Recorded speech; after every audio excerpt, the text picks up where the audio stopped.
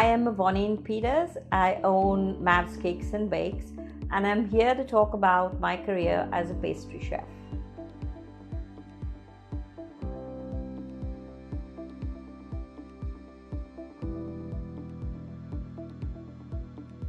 My profession is a lot of hard work, as most pastry chefs do have a lot of hard work entail. There's a lot of standing, there's a lot of extra hours that you put in, a lot of creativity that goes into this career. If you plan on getting into being a pastry chef, that's one thing that you need to know, that nothing comes easy and it's a lot of hard work. Most pastry chefs also do a lot of bread. They do your croissants, your pastries, they do your bagels. So there are different variations to a pastry chef. I specialize in baking cakes and a lot of desserts. I also cook because we also serve food here at the cafe. That's what I do. We had a workshop in school about baking, and that's when I knew that I love to bake. So I would keep trying out new stuff over the weekends, and then as I grew older, I started to market my products and sell cakes. I first started baking for the family, my biggest critics, and then I knew by the time I was 18, I knew I wanted to have a small little bakery. After school, I did my commerce. So I studied at St. Andrew's College, finished college, and I was still baking at that time, during school and college as well. Finished college, pursued my MBA. I used to also work with Data Pro. So I would work with Data Pro, run for my MBA, and then go and sing at the Oberoi and still pursue baking. Finished all of that, moved to Muscat, worked there for a few years, and then I moved to Dubai. I worked with the National Bank of Dubai as an anti-money laundering manager. Then I moved to IBM, worked there for about 3 or 4 years, and then I decided it was time to head back and do what I love to do.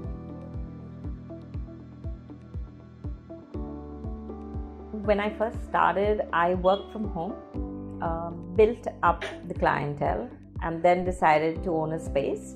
So we already had known clientele who knew that we were opening out and stuff. The challenge wasn't so great. We already had a team available, people who used to work with me before we started the store. So setting that up also wasn't a problem. Star worked even before the store started, about 2 months prior to that. I had my niece who used to work with me as well, another niece who used to help me with the decorations. So we had kind of a team already. So it wasn't really such a big challenge because we were kind of sorted in the terms of who all would work with us and what all each one would do. So it was pretty peaceful.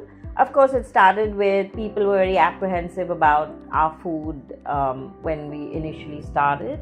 And then once the word spread that the food was good, the cakes were excellent, it's crazy now. So we have something available for everybody. Our cakes are not really sweet. There are no artificial agents in our cake. So it's butter, sugar, eggs, or eggless cakes if people want them. Food-wise, try and do everything that's not really available elsewhere. And I like to try out different stuff. So like during Christmas, we have a very elaborate menu, and we are crazy during Christmas. It's already started actually, the rush. So we do turkeys, we do ham, we do smoked ham, which nobody really does. We do the roast piglings, stuff like that. We do a slow roasted marmalade pork. A lot of stuff which is not really available elsewhere. In terms of a business plan, in terms of your accounting skills, of where you want stuff to go, Advertisement, yes, social media now is our major form of advertising Mavs Cakes and Bakes. So we have a special menu every weekend. We advertise that on Facebook, on Instagram, and there's no need to really put in any newspaper ads and stuff because everybody is on those portals at the moment. There are few challenges, actually not really a big challenge. It's just that when there's a strike and products are not available, that becomes a hassle for us. So like when we had a strike and there was no beef available or there was no pork available, so at that time you have to tell the customers that we don't have stuff available, which sucks. I love to see the look on people's faces when they take that first bite of cake or that first bite of food. That's my high, where people are so ecstatic about that first bite of cake that goes into their mouth and they're like, oh my god, this is heaven.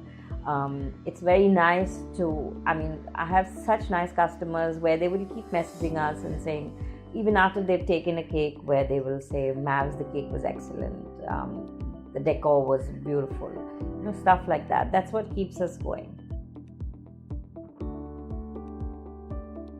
My day starts at 6 o'clock in the morning because I have 2 kids.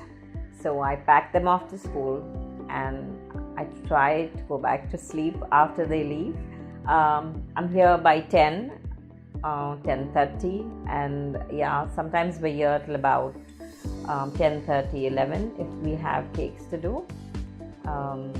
So we're busy baking the whole day. If we have walk-in customers, you serve them food, you make stuff for them. If we have a cake going out, then we're busy doing that.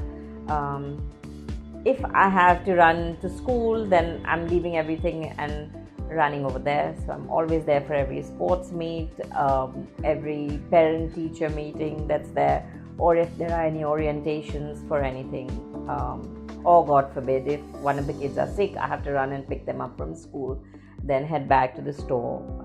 If I'm not there, Star and Morris handle it, of course. They've been of excellent help. And over Christmas it's really crazy. We're here at 5 in the morning, Christmas Day.